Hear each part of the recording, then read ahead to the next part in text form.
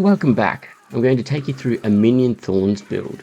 You can use this build to easily destroy all 5 of the tormented bosses, which is ideal for farming them. I'll also show you in this video using it to clear a pit tier 100. We're going to go into a good level of detail to ensure you understand the different mechanics and can set up the build well. Now, in the level 200 Tormented boss fight, I'm not using the Holy Bolts elixir as it's not needed as you do massive damage anyway. But for my pit run, I will take you through. I'm using Holy Bolts elixir as it does speed things up and it makes it easier for higher level pit runs. But it's by no means required for higher level pit runs if you don't want to use it. Now, I'm showing you one of the Tormented boss battles against Duriel here, and you can see we do massive damage, with nearly 3/4 of its health going in one hit. Now, how this is possible with this build is that we are purely focused on Thorns for our Golem, and it's what's doing this massive damage for us. Now that you've seen what it can do, I will take you through the skills, gear, paragons, and gameplay mechanics that you need to know. In terms of the skills on the skill bar, we are taking the following. Ray Skeleton we're taking in order to get the extra damage buff and the healing. Now the damage buff can come from things like a Filled by Death passive and also from the Blood Getters aspect, which means the Skeleton Priest is now empowering me at 70% effectiveness, which means you're getting that damage and healing buff from the Skeleton Priest. Now for the Golem, you'll be using the active skill most of the time as our main damage source. The difference with this build though is that we're using a bone golem and the damage does not come from the golem itself, but the thorns damage it delivers when it gets hit by direct attacks. We're using the bone golem for its active ability that taunts enemies so that we'll come and attack it, and so that it gets 70% of its armor as additional thorns. This will be paired with our gear and Paragon board, stacking both armor and thorns to deal massive damage. Then you'll be using corpse tendrils for the buff it applies by applying vulnerable, and really for some crowd control to help pull the enemies together.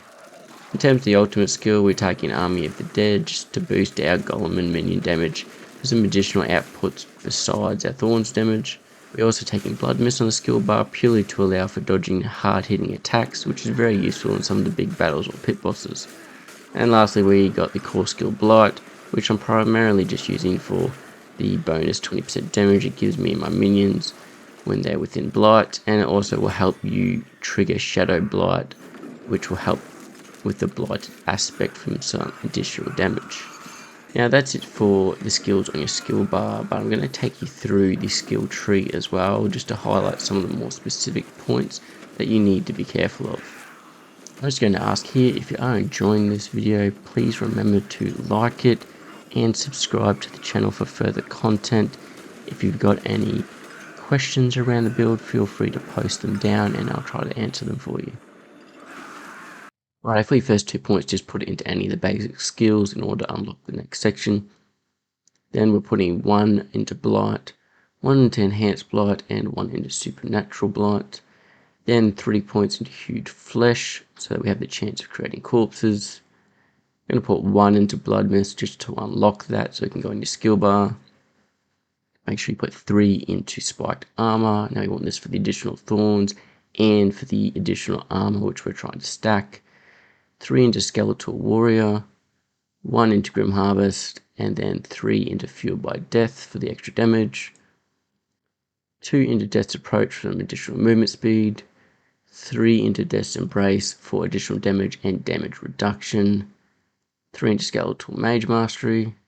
Then we're putting 2 into Amplified Damage, 1 into Decrepify, Enhanced Decrepify, and Abhorrent Decrepify. This is going to help with some of our cooldown resets.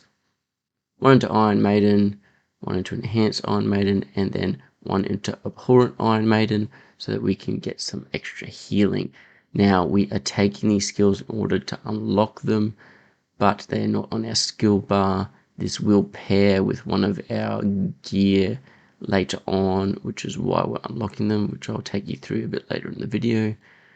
Now, Corpse Tendrils, Enhanced Corpse Tendrils, and Plagued, so that we're going to make the enemies vulnerable. 3 into Necrotic Carapace, so that when your minions corpse is formed, we're going to fortify for 6% of maximum life. 3 into Golem Mastery. We're taking Army of the Dead as our ultimate skill. Now 3 into Inspiring Leader, 3 into Hellbent Commander, 3 into Death's Defense. Now this is important because we're going to get increased armor for our minions, which we're trying to stack.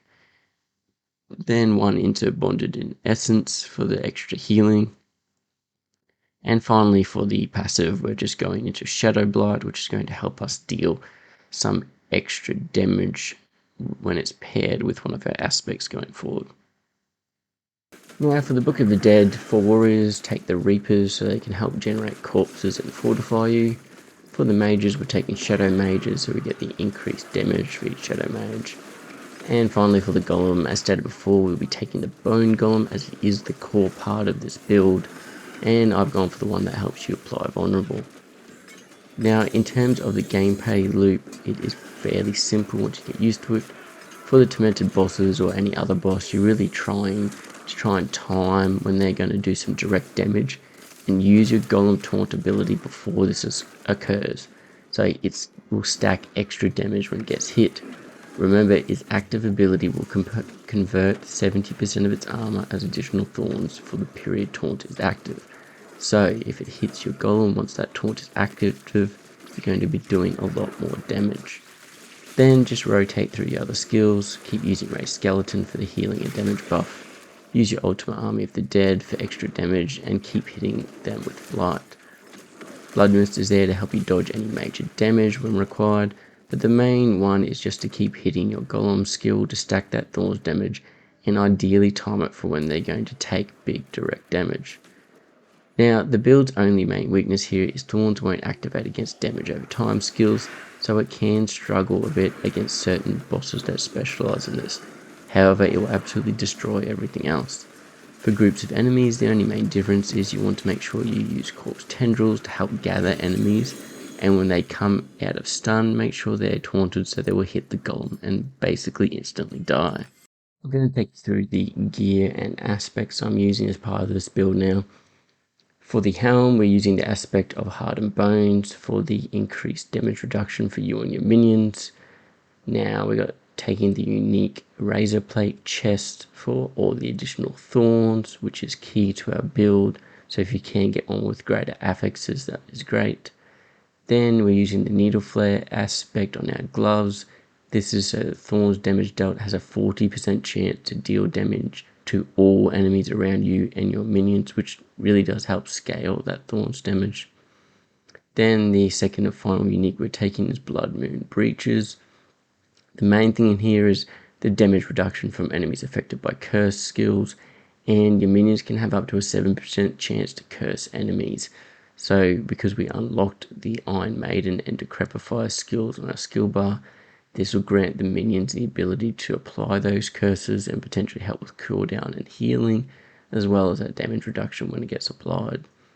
Now for the boots, we're taking Bloodgazer's aspect for the Skeletal Priest, empowering us at 70% effectiveness for the healing and damage buff. On our weapon, we got the aspect of Frenzied Dead for the increased attack speed. The amulet, we've taken Blighted aspect for the 120% increase damage for 6 seconds after the Shadow Blight key passive damages enemies 10 times. Then the aspect of Reanimation for the increased damage for the minions. Unyielding Commander's aspect, so it can be paired with the Ultimate Army of the Dead. And then finally on our shield, we've got the Juggernaut aspect for the increased armor that you get. Now, normally this wouldn't be required in any other build because you can cap your armor at 9,230. So any other build, you don't really need this aspect because you can stop at that armor.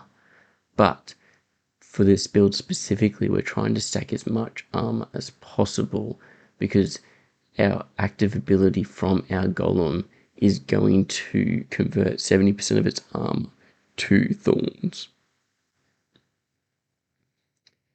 Now, just going through the gear stats that you want to be having a look for. On your helm, we're taking armor, thorns, and intelligence, and then for the tempering, golem's inherent increased thorns, and increased total armor. The chest is obviously the unique, so we can't change that. For the gloves, we're taking armor, intelligence, max life, and then for the tempering, golems inherit thorns and golems damage. For the pants, the other unique. The boots, ideally maximum evade charges, and then we're looking for armor, intelligence, and resistance to all elements. And then for the tempering, golem inherits additional thorns again, and then a movement speed buff.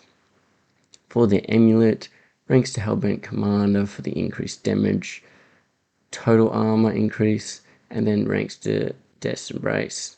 Now, golems inherit additional thorns and total armor for your tempering. For the rings, we're basically looking for attack speed, intelligence, max life, and then we're going to be tempering in golem's damage, and then the cooldown reduction for our golem active skill, which is important so we can keep using that. Then on the weapon, we're taking intelligence, max life, and vulnerable damage, and then golem damage and additional minion attack speed.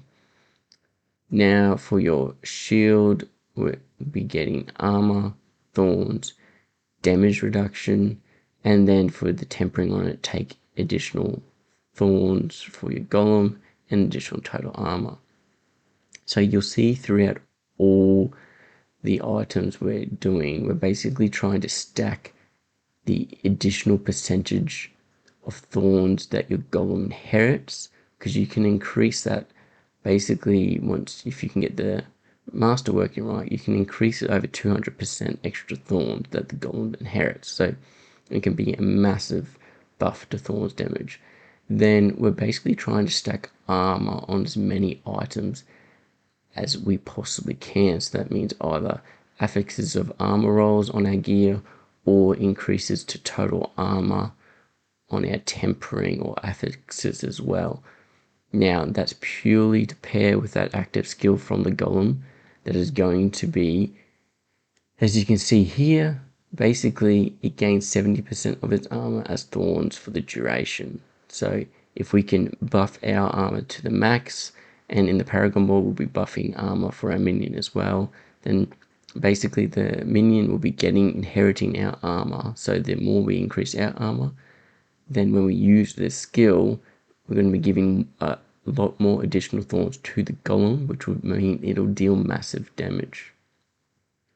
For the gems, I'm just using sapphire basically for the weapon, for the extra vulnerable damage. Armor, you're mainly going to be taking rubies for the additional max life. You may want to slot in something in there for the extra dexterity or willpower, potentially just for the Paragon board to unlock additional abilities. Now for the amulets and rings, if you're down on resistances, you can basically just put in the diamonds for the increased resistances to all elements. But ideally, if you don't need that, just stack skulls on there for the increased armor. Now finally, I'm just going to take you quickly through the Paragon board. So the starting board, we're using exploit for the increased invulnerable damage. Then we're basically going into hulking monstrosity and pairing that with revenge. Now that additional bonus means thorns damage increases all damage an enemy takes up to 10%, which pairs well with the thorns damage we'll be dealing. Also grants a 125% bonus to all rare nodes, which means we're going to be getting bonuses on both the armor and the damage. More importantly here, the armor for the golem, which is what we're trying to buff as part of this build. Then we're basically going to be taking Scent of Death and putting in Golem so it gets some increased damage, and then we're taking Scent of Death for the increased either damage or damage reduction. Then we're going over into Cult Leader, Dead Razor. Now Dead Razor obviously for the increased damage and damage reduction it can give you. And then we're basically going through and making sure we get the Cult Leader Legendary node and going down a bit further to try and get the increased armor for our minions, which we're, remember trying to stack that. Then I've gone into Flesh Eater, we're putting in Warrior here.